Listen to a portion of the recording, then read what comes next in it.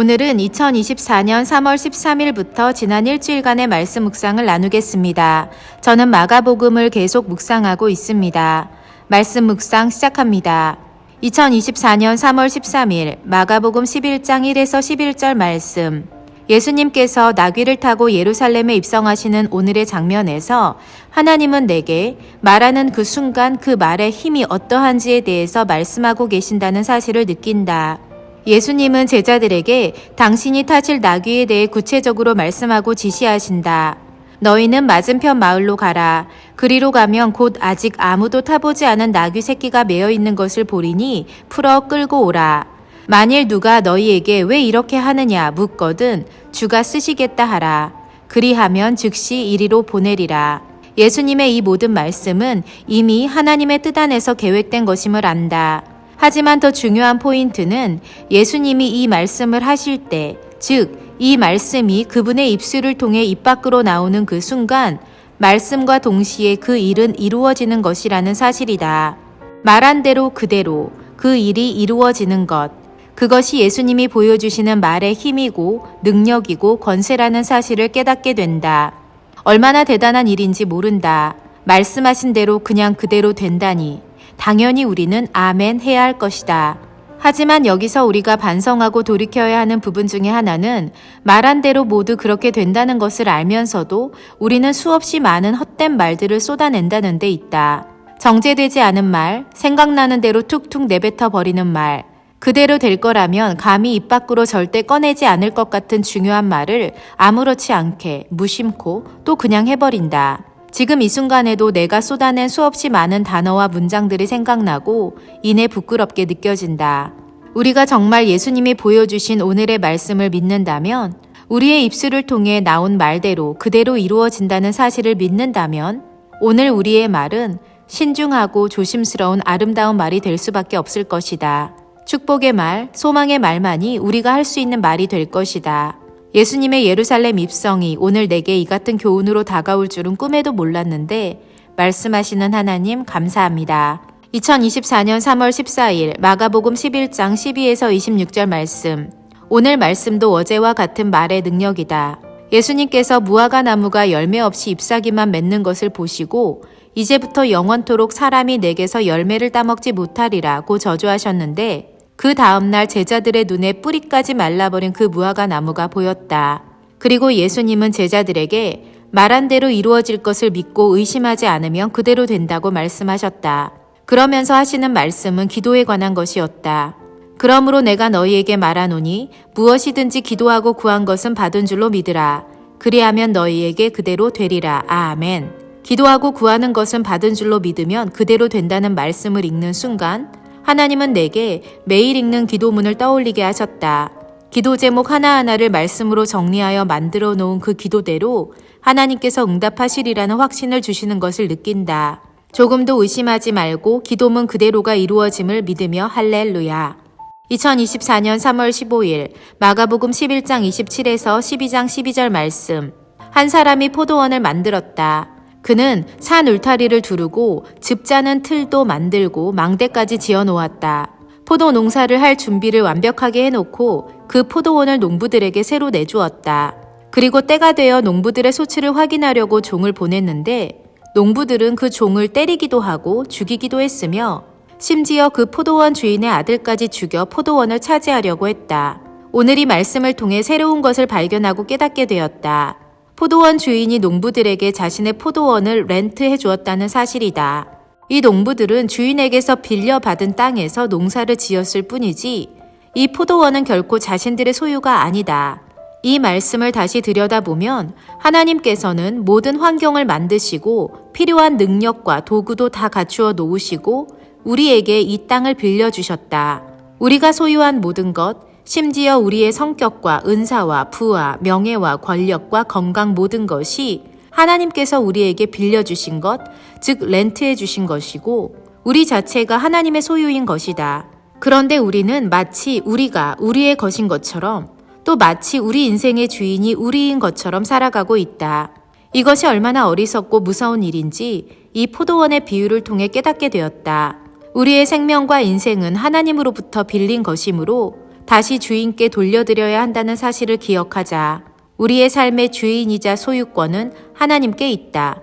믿습니다. 아멘. 2024년 3월 16일 마가복음 12장 13에서 27절 말씀.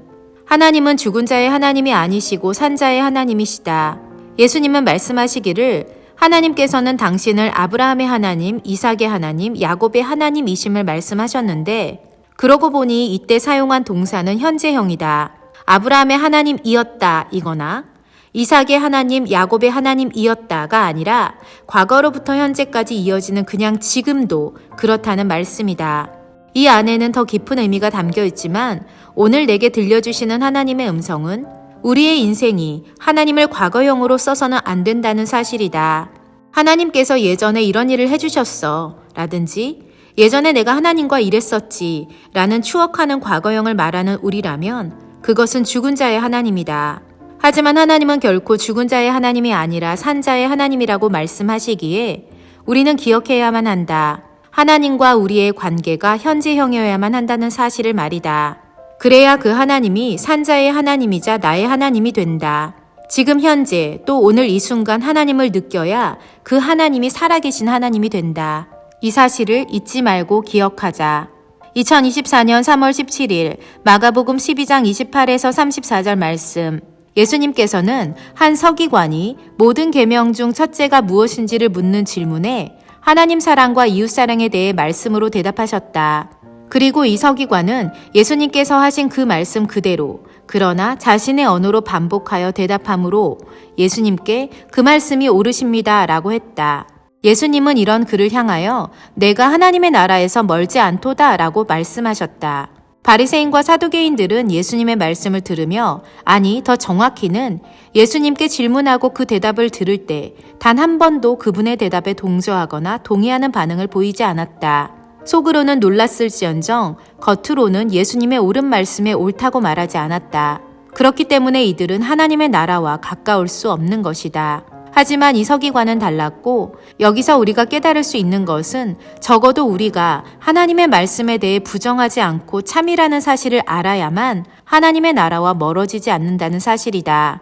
온전하게 믿고 믿은 대로 살아가지 못한다면 적어도 하나님의 말씀이 옳고 그대로 살아야 한다는 사실을 잊지 않고 있어야만 하나님의 나라를 잃어버리지 않게 될 것이다. 오늘도 새로운 접근으로 하나님의 나라를 잃어버리지 않기 위한 방법을 말씀해 주셔서 감사하다. 2024년 3월 18일 마가복음 12장 35에서 44절 말씀. 하나님의 관점에서 보시는 헌금의 액수는 숫자가 아니고 삶이고 정성이라는 것을 다시금 자세히 살펴보게 된다. 부자들이 헌금함에 넣는 헌금은 양도 많고 숫자 즉 금액도 컸다. 하지만 가난한 과부의 헌금은 양도 적었고 금액도 적었다. 하지만 예수님은 그녀의 헌금이 단순히 가진 소유를 주님께 드렸다는 의미 이상으로 그녀의 삶을 보셨다.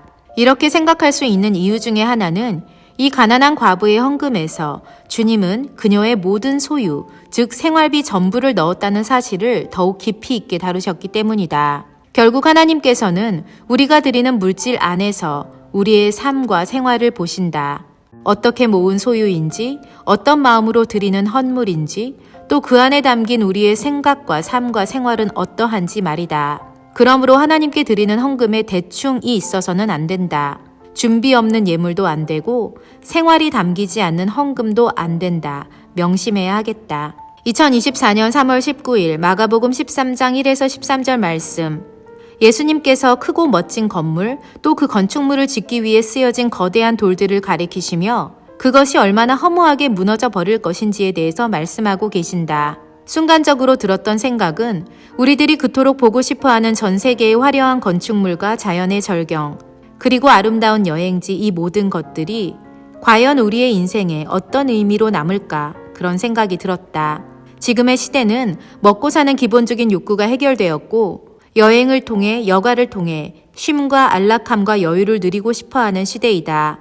여행 상품이 범람하고 전 세계 곳곳 유명한 곳을 다니는 것이 당연해져 버린 작금의 현실에서 나 역시 자유롭지 못한 것 같다. 더 멋진 곳을 가보고 싶고 경험하고 알아보고 싶은 욕구가 우리에게 있지만 만약 그 모든 것이 사라져 버리면 그만인 것 아닌가? 그렇게 본다면 우리는 왜 그렇게 세상의 풍조에 휘말려 우리도 그래야만 한다고 생각하는 것일까? 참 아이러니하다. 어찌 보면 헛되고 헛된 바램이고 욕구이고 갈망인데 말이다. 그래서인지 오늘 예수님께서 우리에게 말씀하시는 마지막 때에 모든 재앙의 때를 거쳐가기 위한 우리의 마음 자세에 더욱 마음이 간다. 너희는 스스로 조심하라는 그 말씀. 우리가 공회에 끌려가거나 사람들 앞에서 매질을 당하는 것과 같은 핍박과 환란이 아니라 할지라도 지금 우리를 위협하는 심리적 압박과 세상의 거대한 파도 앞에서는 마음을 지키며 나의 길을 가는 것이 필요하다. 남이 하니까 나도 해야 하고 남들이 가야 하니까 나도 가야 하고 남들이 하는 그 무엇을 쫓아 조금이라도 해보려고 하는 나의 어리석음이 새삼스럽게 부끄럽게 느껴진다. 결국 없어져 버릴 세상의 가치를 쫓지 말고 하나님이 말씀하시는 가치를 추구하는 나와 남편이 되기를. 그래서 적어도 우리 두 사람의 생각과 가치관과 삶이 말씀에 근거한 선택이 되기를 소망한다.